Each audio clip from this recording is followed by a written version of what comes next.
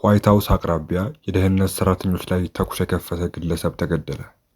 ቅዳሜ ምሽት በዋይት ሃውስ አቅራቢያ የደህንነት አባላት ላይ ተኩስ የከፈተ ግለሰብ መገደሉን ባለስልጣናት አስታወቁ። በአሜሪካ የቢቢሲ የሚዲያ አጋር የሆነው ሲቢኤስ ተጠርጣሪው የ21 ዓመት ወጣት መሆኑንና ናስር ቤስት እንደሚባል ገልጾ የአእምሮ ጤና ችግር እንዳለበት እንዲሁም በደህንነት አባላት የሚታወቅ መሆኑን ዘግቧል። ዶናልድ ትራምፕ በትሩዝ ሶሻል ገጻቸው ላይ የደህንነት አባላት ፈጣንና ሙያዊ እርምጃ በመውሰዳቸው አመስግነዋል። አክለውም ተጠርጣሪው ከዚህ ቀደምም የአመፅ ታሪክ እንደነበረውና ምናልባት ወሳኝ በሆኑ ብሔራዊ ትምህርቶች ፍቅር ወድቆ ይሆናል ብለዋል። ተጠርጣሪው ተኩስ የከፈተው በጋዜጠኞች የእራት ግብዣ ላይ ተኩስ ከተከፈተ ከአንድ ወር በኋላ ነው። ቅዳሜ ዕለት የነበረው ተኩስ ላይ ምርመራ እየተደረገ መሆኑ የተገለጸ ሲሆን በዋይት ሃውስ አቅራቢያ የሚገኙ መንገዶች ዝግ ተደርገዋል።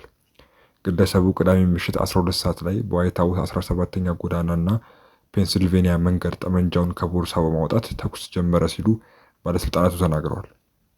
የደህንነት አባላት ወዲያውኑ ተኩስ በመክፈት ምላሽ የሰጡ ሲሆን ግለሰቡ ከተመታ በኋላ ወደ ሆስፒታል ቢወሰድም መሞቱ ተረጋግጧል። በተኩስ ልውውጡ መንገደኛ የተጎዳ ሲሆን ስለ ሁኔታው የደህንነት መስሪያ ቤቱ ዝርዝር መረጃ ግን አልሰጠም። በጥቃቱ የተጎዳ የፖሊስ ባልደረባ እንደሌለ ግን አስታውቋል። ተጠርጣሪው ግለሰብ ተኩስ በከፈተበት ወቅት ትራምፕ በዋይት ሃውስ የነበሩ ሲሆን የደህንነት መስሪያ ቤቱ ምንም የተጎዳ አባል ወይም የተስተጓጎለ ስራ የለም ብሏል። ሲቢኤስ እና ሌሎች የአሜሪካ መገናኛ ብዙሃን ተጠርጣሪው ናስር ቤስት እንደሚባል ዘግቧል። ግለሰቡ በደህንነት መስሪያ ቤቱ እንዲሁም በፖሊስ አባላት የሚታወቅ መሆኑንም ሲቢኤስ የህግ አስከባሪ አካላትን ጠቅሶ ዘግቧል። የተደረገ ያለውን ምርመራ የሚያውቁ አንድ ግለሰብ ቤስት ባለፈው ዓመት ሐምሌ ወር ላይ ዋይት ሃውስ ለመግባት ሙከራ አድርጎ እንደነበረ ገልጸው በደህንነት አባላት ቁጥጥር ስር ውሎ ወደ አእምሮ ጤና ሕክምና መስጫ ተቋም ተልኳል ብለዋል። ግለሰቡ ላለፉት 18 ወራት በዋሽንግተን ዲሲ ይኖር እንደነበረም ጨምረው ገልጿል። ትራምፕ በትሩዝ ሶሻል ገጻቸው ላይ ዛሬ ማምሻውን በዋይት ሃውስ አቅራቢያ ተኩስ በከፈተው ግለሰብ ላይ ለተወሰደው ፈጣንና ሙያዊ እርምጃ የታላቁ የደህንነት አባላቶቻችንና የህግ አስከባሪዎቻችንን አመሰግናለሁ ብለዋል። ትራምፕ ተጠርጣሪው ተኩስ የከፈተው የዋይት ሃውስ ዘጋቢዎች እራት ግብዣ ላይ ተኩስ ከተከፈተ ከአንድ ወር በኋላ መሆኑን አስታውሰው ለወደፊት የአሜሪካ ፕሬዝዳንቶች በደህንነት ዙሪያ ጠንካራ እርምጃ መውሰድ እንዳለባቸው የሚያስታውስ መሆኑን ተናግረዋል። የአሜሪካዋ ካሊፎርኒያ ግዛት በመርዛማ ኬሚካል ልቀት ምክንያት የአስቸኳይ ጊዜ አወጀች። የአሜሪካ ካሊፎርኒያ ግዛት በመርዛማ ኬሚካል ልቀት ምክንያት የአስቸኳይ ጊዜ ማወጇ ተገልጿል። የካሊፎርኒያ ግዛት ገዢ ጋቨን ኒውሰም ኦሬንጅ ካውንቲ በተባለ አካባቢ በማቀነባበሪያ ፋብሪካ ውስጥ አደገኛ የኬሚካል ፍሳሽ ከተከሰተ በኋላ የአስቸኳይ ጊዜ አውጀዋል። ከ26500 ሊትር በላይ ከሚይዘው ታንከር ኬሚካል እየፈሰሰ መሆኑ ታውቋል። ይህ ኬሚካል በቀላሉ የሚተንና በጣም የሚቃጠል ፕላስቲክ ለማምረት የሚያገለግል ነው። የአካባቢው ባለስልጣናት ለጥንቃቄ በሚል በሺህ የሚቆጠሩ ሰዎች ቤታቸውን ለቀው እንዲወጡ አሳስበዋል።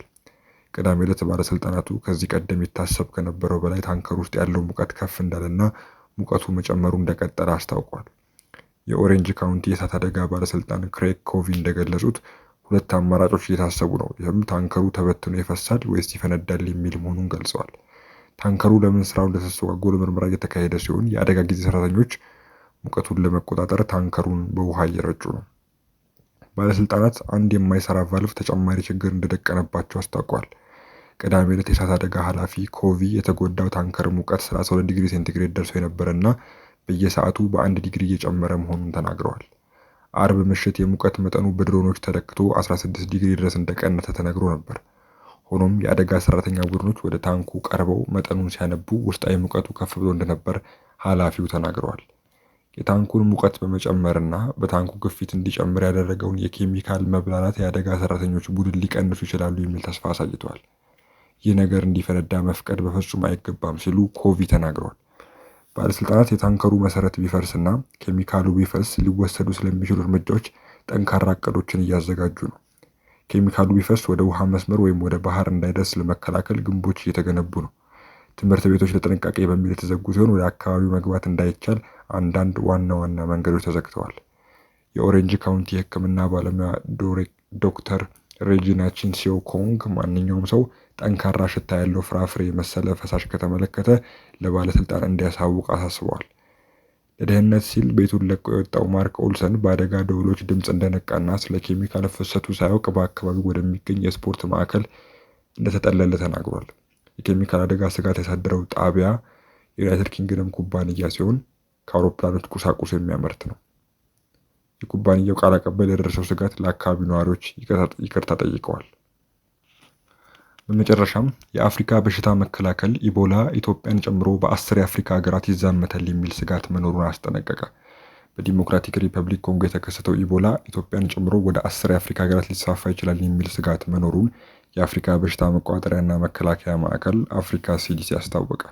የአፍሪካ ሲዲሲ ኃላፊ ዣን ካሲያ ቅዳሜ ዕለት በሰጡት መግለጫ ስጋት ላይ የሆኑ 10 ሀገራት አሉ በማለት ኢትዮጵያ፣ ሩዋንዳ፣ ኬንያ፣ ታንዛኒያ፣ አንጎላ፣ ብሩንዲ፣ ማዕከላዊ አፍሪካ ሪፐብሊክ፣ ኮንጎ ሪፐብሊክ፣ ደቡብ ሱዳንና ዛምቢያ ቫይረሱ ይሰራጭባቸዋል ተብለው ከተሰጉት አገራት ውስጥ መሆናቸውን ዘርዝረዋል። ኃላፊው በመግለጫቸው አሁን የተከሰተው የኢቦላ ቫይረስ ስርጭት ከ10 ዓመት በፊት በምዕራብ አፍሪካ ከታየው በጣም ግዙፍ ነው ብለዋል። ካሲያ በኢቦላ ወረርሽኝ ላይ በኦንላይን በሰጡት መግለጫ ወቅት ከኢትዮጵያ ውጭ የዘረዘሯቸው አገራት በአጠቃላይ በቫይረሱ የተያዙ ሰዎች የተገኘባቸው የዴሞክራቲክ ሪፐብሊክ ኮንጎ ወይንም ኡጋንዳ ጎረቤቶች ናቸው። የአፍሪካ ሲዲሲ ኃላፊ በካምፓላ ለጋዜጠኞች በሰጡት መግለጫ እስካሁን ድረስ 200 ያህል በቫይረሱ ተይዘው መሞታቸው የተጠረጠሩ መሆኑን ገልጸው በኮንጎ የተከሰተው የኢቦላ የቫይረሱ ስርጭት ሰፊ ነው ብለዋል። ቫይረሱ ከዲሞክራቲክ ሪፐብሊክ ኮንጎ ባሻገር እንዲሁም በቀጠናው ሀገራት ሊስፋፋ እንደሚችል አስጠንቅቀዋል።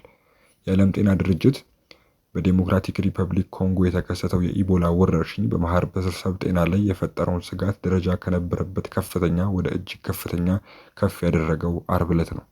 አፍሪካ ሲዲሲ እና የዓለም ጤና ድርጅት የቫይረሱን ስርጭት ለመግታት የሚደረገው ዘመቻ ለማገዝ ከ314 ሚሊዮን ዶላር በላይ ገንዘብ እንደሚያስፈልግ አስታውቀዋል። አብዛኛው ገንዘብ በኮንጎና ኡጋንዳ ለሚሰጠው ሕክምና ቅኝትና መከላከል የሚውል ሲሆን 54 ሚሊዮን ዶላሩ ስጋት ላለባቸው ሀገራት እንደሚከፋፈል ተገልጿል። ዘገባው የቢቢሲ ነው።